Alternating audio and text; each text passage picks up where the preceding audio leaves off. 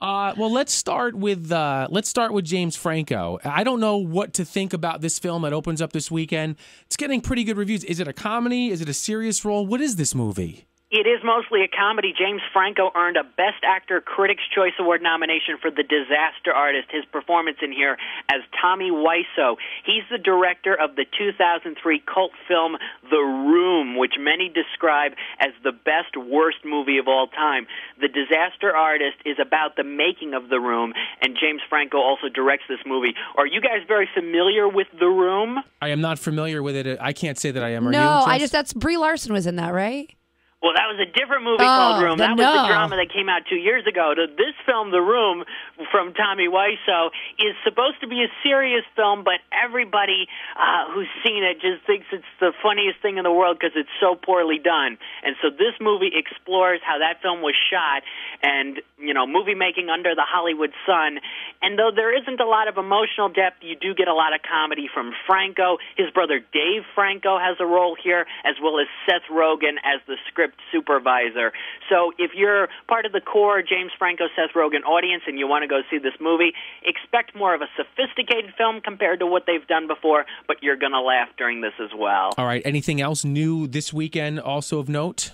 Just Getting Started has Morgan Freeman and Tommy Lee Jones. This is going to bring the older crowd in because they play a couple of retirement community residents and rivals when it comes to attracting the ladies. But then they don't get along and they got to work together because they both get into some trouble.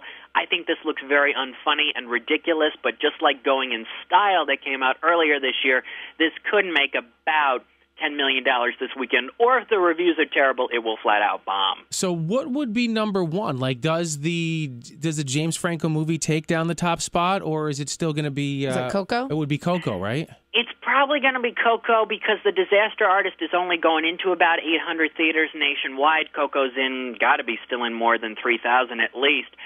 But I do think Disaster Artist will do better than some people say. I think it can get to 10 million because of that core audience. We're talking to Lights, Camera, Jackson. So now it's busy for you because you have to see all of the films as you get ready to vote, or have you already voted for the Critics' Choice Awards? So I voted for the nominees, and the nominations came out on Wednesday. The Shape of Water led with 14. I was a little surprised by that, but there's a lot of technical aspects to that film. When you look at the Best Picture race, it's so interesting because it's so wide open already. It could go to The Post with Hanks, Streep, and from Steven Spielberg. It could go to The Shape of Water, which is from Guillermo del Toro. There's a film called Three Billboards Outside Ebbing, Missouri with Frances McDormand. And then there's Dunkirk from Christopher Nolan and several others. Get Out got in the Best Picture category, which some might be surprised by, but Universal campaigned extremely hard for it, got it Best Picture nomination. The only big one that didn't make it was Wonder Woman. I think a lot of people were surprised that Wonder Woman isn't in our Best Picture category, but it did get in the American Film Institute top 10 yesterday. So Wonder Woman still has a chance at Oscar's Best Picture nomination.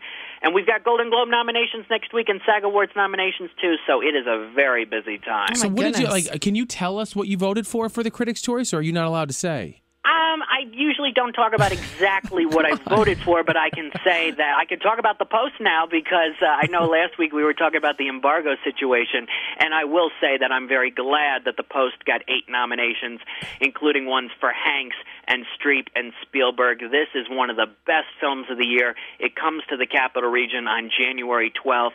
You got to see it. It's nice, clean, old-fashioned, and with a lot of emotional power to it, and very timely. And this movie is the movie is called The Post, you said? It is. It's about the Washington Post and the Pentagon Papers, which came before the Watergate scandal. So it's kind of a prequel to All the President's Men, and it is a very good film. You said Hanks, Streep, and Spielberg. Never heard of them. I have no idea. Yeah, who are that? Can we have first names? Yeah. Jackson, if people want more from you, buddy, how can they do that? Lights-camera-jackson.com and Twitter at LCJ Reviews. And I got to say, my heart goes out to everybody in L.A. right now.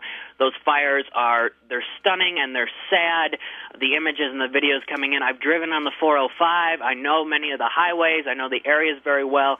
And so many friends and colleagues out there dealing with this. My thoughts and prayers with everybody right now in L.A.